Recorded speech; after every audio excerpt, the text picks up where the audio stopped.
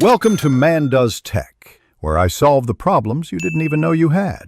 You should start by ensuring prerequisites are in place: SSR or pre-rendering, clean URLs, and crawlable HTML. Once done, add dynamic metadata with React Helmet Async for title, meta description, and OG tags so crawlers see unique page content. Make sure to generate sitemap XML automatically from your routing and expose robots. TXT.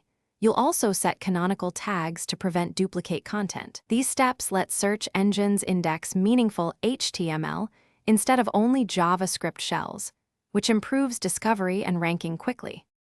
Now focus on execution. Optimize performance and content. You'll code split routes, lazy load non-critical components, and compress images and JS to cut payloads. Next, inject JSON LD structured data for products, articles, or breadcrumbs so rich results appear.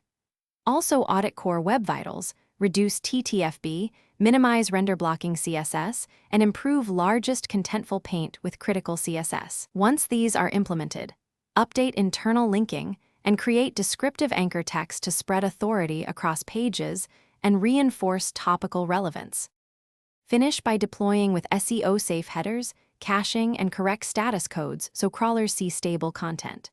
Once live, validate index pages in Search Console, run Lighthouse audits, and track organic metrics in Analytics to spot regressions. Make iterative improvements, refine titles and meta, test snippets, and expand content where queries underperform. If indexing stalls, check logs for blocked resources, incorrect robots rules, or JS rendering issues. A quick fix is to serve pre-rendered HTML for problem routes to restore proper crawling and indexing. Thanks for watching. If you found this helpful, don't forget to like and subscribe.